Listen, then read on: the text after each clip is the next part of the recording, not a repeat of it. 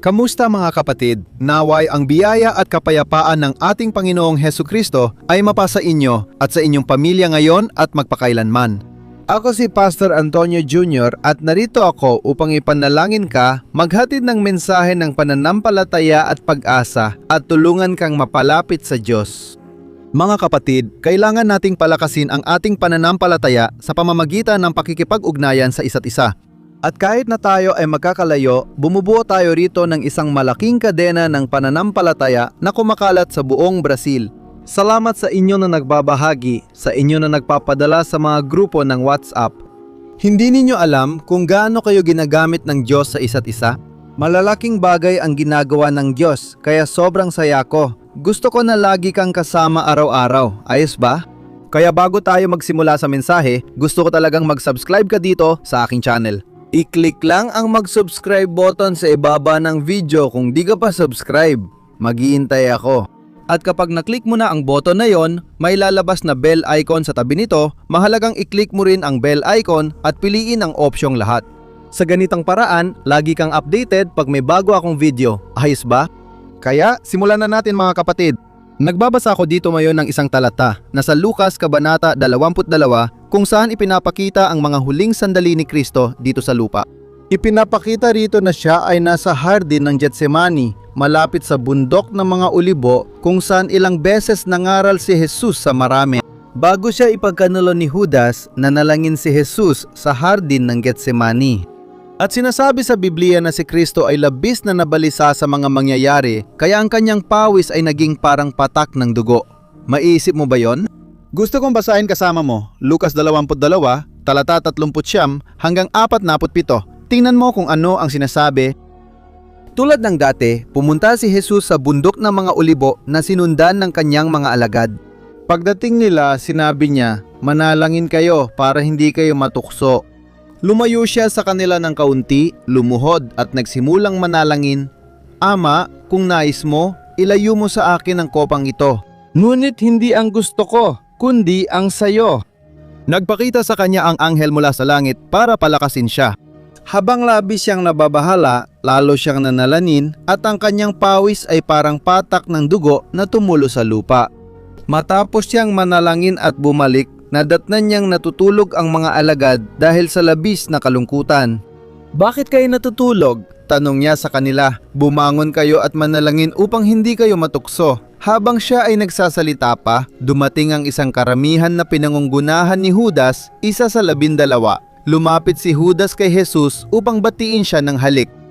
Tingnan ninyo ito mga kapatid, hindi ko alam kung alam niyo pero ang salita ay nangangahulugang pangprensa ng langis ng ulibo. Ibig sabihin, ito ay isang lugar kung saan pinipiga ang bunga ng ulibo para makuha ang langis. At si Jesus, noong oras na yon, siya ay pinipiga ng kalungkutan hanggang pinagpawisan siya ng dugo. Lahat tayo ay dumadaan sa ganitong karanasan sa ilang bahagi ng buhay, panahon ng pagdurusa, takot at kalungkutan tulad ng naranasan ni Jesus. Sa harding yon, nakita rin ng mga tao. Tayo'y pinagtataksilan, iniiwan at nasasaktan at ang tanging maaasahan natin ay ang Diyos. Pero iba ang focus ng mensahe natin na yon. Mga kapatid, matindi ang paghipon ng Diyos sa puso ko. Para pag-usapan kung paano natin dapat tratuhin ang mga taong nagbibigay sa atin ng pakiramdam ng pag-abandona, pagtataksil at sakit. Gusto kong basahin sa iyo ang karugtong ng kwento sa Getsemani. Tingnan natin kung ano nangyari. Pagkatapos, nang makita ng mga kasama ni Jesus ang mangyayari, sinabi nila, Panginoon, aatake ba kami gamit ang mga espada? Isa sa kanila ay tinamaan ang alipin ng punong pare at naputol ang kanang tainga nito. Ngunit sumagot si Jesus, tama na, at hinipon niya ang tainga, pinagaling ito. At ang kawili-wili mga kapatid, dito natin makikita na isang alagad ni Jesus ang pumuton ng tainga ng sundalo at sa Ebanghelyo ni Juan, Kabanata 18, sinasabi na ang alagad na yon ay si Pedro. Ang pumukaw ng pansin ko sa kwentong ito ay sa gitna ng kaguluhan sa Getsemani na nauwi sa pagtataksil ni Judas at pag-aresto kay Jesus. Iilan lang ang nakapansin na ang huling himala ni Jesus sa kanyang ministeryo ay nang paggalingin niya ang tainga ng sundalo at ibalik ito sa dati. Tingnan mo kung gaano kaganda yon. Kahit alam ni Jesus na siya mag-aaresto, nagpakita pa rin siya ng awa. Hindi natin alam kung nagpasalamat man o hindi ang sundalong iyon kay Jesus dahil sa himalang iyon, pero hindi iyon ang iniintindi ni Kristo. Hindi siya nag-alala tungkol sa pasasalamat. Talagang nagmamalasakit siya. Mahalaga sa kanya ang lahat ng tao, sino man sila o anuman ang ginagawa nila dahil mahal ni Jesus ang lahat. At dito ko gusto magtanong sa iyo, kaya mo bang magmalasakit at maawa sa mga tao kahit doon sa mga taong nais kang saktan? Alam kong hindi mo agad masasagot ng oo. Dahil tayong lahat ay mga tao, tayo ay nagkakamali, makasalanan at madalas ay puno ng kayabangan. Kadalasan, nais nating mapahamak ang ating mga kaaway sa anumang paraan. Ito ang espiritu ng paghihigante. Mga kapatid, sigurado ako kung tayo ang nasa pwesto ni Jesus, magpapasalamat tayo kay Pedro sa pagtatanggol niya at baka hihilingin pa nating tanggalin niya ang kabilang taingan ng tao.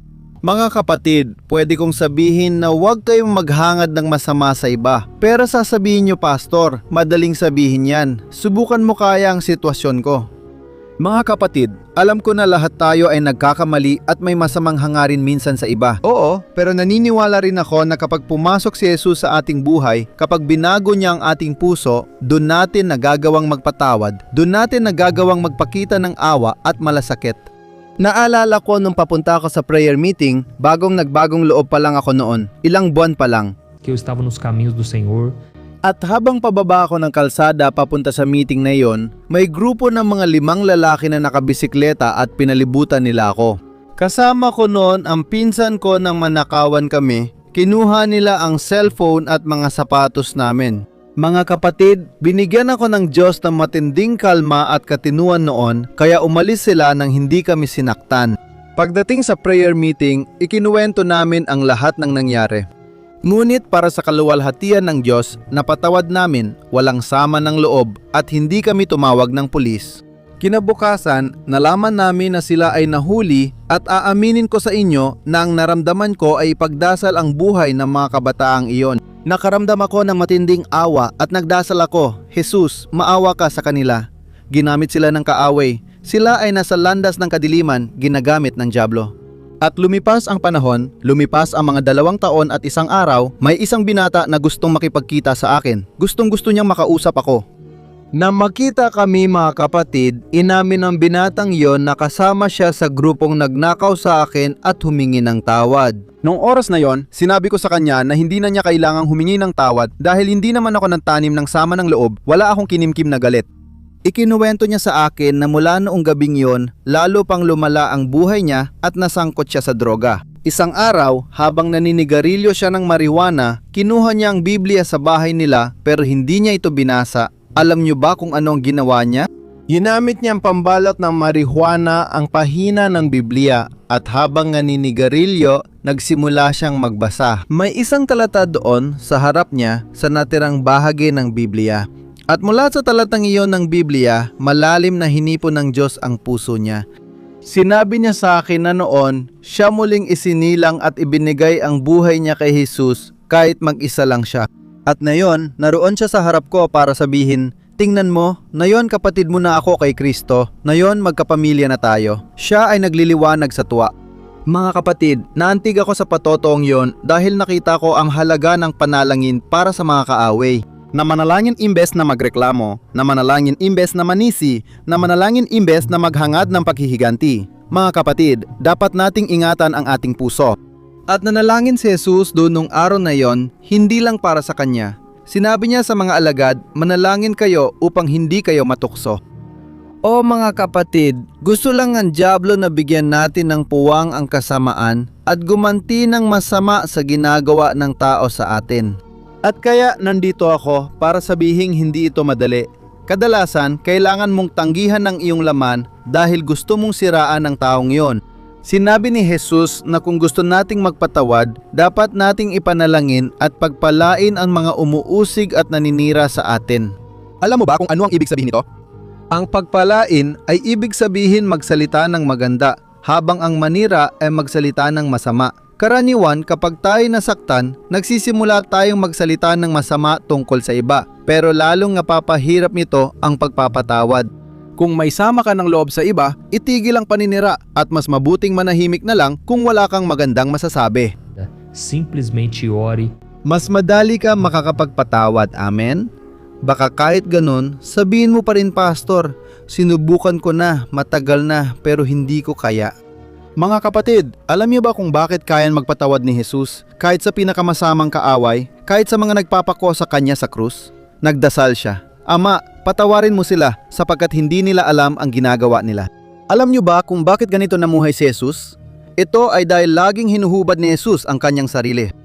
Gusto kong basahin sa iyo ang isa pang talata, pagkatapos nito ay magdadasal na tayo. Pero itong talatang ito ay isa sa mga paborito ko dahil ipinapakita nito sa akin ang daan para magkaroon ng malapit na ugnayan sa Diyos. Gusto kong basahin sa iyo kung anong nakasulat sa Filipos Kabanata 2, talata 6 hanggang 8. Ayos ba? Tingnan mo kung anong nakasulat. Ang ugali ninyo ay dapat katulad ng kay Kristo Jesus. Kahit Diyos siya, hindi niya pinanghawakan ang pagiging kapantay ng Diyos at hinubad niya ang kanyang sarili. Naging alipin siya, naging katulad ng mga tao, at nang siya ay matagpuang nasa anyong tao, nagpakumbaba siya at naging masunurin hanggang kamatayan at kamatayan sa krus. Tingnan niyo kung gaano ito kalakas, mga kapatid. Siguro nagtatanong ka, ano ang ibig sabihin ng paghubad sa sarili at ano ang iniwan ni Jesus? Ang paghubad sa sarili ay ibig sabihing bitawan ang isang bagay. Maraming nag-aakala na binitawan ni Kristo ang pagiging Diyos nang maranasan niya ang ganong sitwasyon, pero hindi yon ang totoo. Iniwan ni Jesus ang mga pribilehiyo niya bilang anak ng Diyos, tulad ng kakayahang tumawag ng mga anghel para protektahan siya. Hindi naman kailangang pagdaanan ni Jesus lahat yon, at kaya naman niyang iwasan ang anumang pagdurusa. Pero mga kapatid, hindi niya ginawa yon dahil mahal niya tayo. Tinalikuran ni Jesus ang kapangyarihan niya para tubusin ang ating mga kasalanan. At dahil doon, isinakripisyo niya ang sarili niya, isinakripisyo hanggang sa huli, hanggang sa kamatayan sa krus. Amen. Kaya mga kapatid, kung nais nating lumakad kasama ang Diyos, dapat nating isantabi ang sarili, laman, mga sariling pagpili, kayabangan, pagiging makasarili, at maging ang mabubuting bagay. Dapat nating isipin kung may pumipigil sa atin sa Panginoon habang tinatalikuran natin ang laman at mga kagustuhan natin. Pecaminosos, quanto mais buscamos uma vida Kabanalan ng pagsunod, doon unti-unting nagpapakilala ang Panginoon sa atin at natutupad ang kalooban ng Panginoon sa ating buhay. Purihin ang Diyos. Mga kapatid, manalangin tayo at pagsamahin ang pananampalataya. Mag-focus tayo sa panalangin na ito. Ayos ba? Naniniwala akong dadalawin ka ngayon ng Panginoon at pagpapalain ang iyong buhay at tahanan. Huwag kang umalis sa video pagkatapos ng panalangin dahil may sasabihin pa ako. Manalangin na tayo, mga kapatid. Panginoon aking Diyos, aking Ama, lumalapit ako sa iyong harapan upang magpasalamat sa buhay ng kapatid na ito, lalaki man o babae, na laging nananalangin dito kasama ko. O aking Ama, naway bigyan mo kami ng iyong proteksyon, ng iyong biyaya, sinasabi ng iyong salita na ang lahat ng bagay ay nagtutulungan para sa ikabubuti ng mga nagmamahal sa Diyos at ng mga tinawag ayon sa kanyang layunin. Ama, naniniwala akong gagamitin mo ang lahat para sa aming ikabubuti kahit ang hindi maganda tulad ng nangyari kay Jesus. Yung krus na yon ay hindi naging katapusan ng kanyang buhay, kundi simula ng bagong tipan na ginagawa mo sa mga tao, di ba? O Diyos ko, gaya ng muling pagbuhay mo kay Jesus, hinihiling namin, Ama, magdala ka ng buhay kung saan may kamatayan at kawalang pag-asa, pati kakulangan ng pananampalataya. Panibaguin mo ang aming lakas at pananampalataya at tulungan kaming maunawaan ang iyong dakilang pagmamahal. Madalas, Ama, nakakalimutan namin ang ginawa ni Jesus sa krus, ang kanyang sakripisyo para iligtas at palayain kami mula sa kasalanan. O Jesus, isinantabi mo ang iyong kaluwalhatian at kapangyarihan upang kami ay makarito ngayon, manalangin at luwalhatiin ang iyong pangalan. Panginoon, hindi kami karapat-dapat sa iyong awa at kapatawaran, ngunit pumunta ka pa rin sa krus para sa amin. Kaya narito ako ngayon upang magpasalamat sa iyo sa lahat ng iyong awa at biyaya. O Panginoong Jesus, nais naming maging higit na katulad mo, maging mas matatag sa iyong presensya. Madalas kaming dumaranas ng pagsubok, kaya nagrereklamo, nagbubulong-bulong at minsang gustong sumuko. Ngayon, alam namin na kung umatras ka noon, Panginoon, nawala sana ang aming kaligtasan. Ama, hindi pa rin nagbabalik loob ang pamilya namin, marami pang taong kailangang maabot. salvas, e por isso eu te peço, Sa pamamagitan namin ay makakita sila ng katatagan, mabuting patotoo at magandang halimbawa ng isang Kristiyano. Kaya Ama, kapag kami ininsulto, bigyan mo po kami ng biyaya ng pagpapatawad at tulungan kaming gumanti ng kabutihan at mahalin ang aming kaaway. O Panginoon, bigyan mo kami ng biyayang ito, Panginoon, at ngayon pa lang ay nagpapasalamat na kami sa lahat ng ginawa mo sa aming buhay at sa lahat ng gagawin mo pa. Sa ngalan ni Jesus, ako'y nananalangin at nagpapasalamat sa iyo. Amen. Purihin ang Diyos.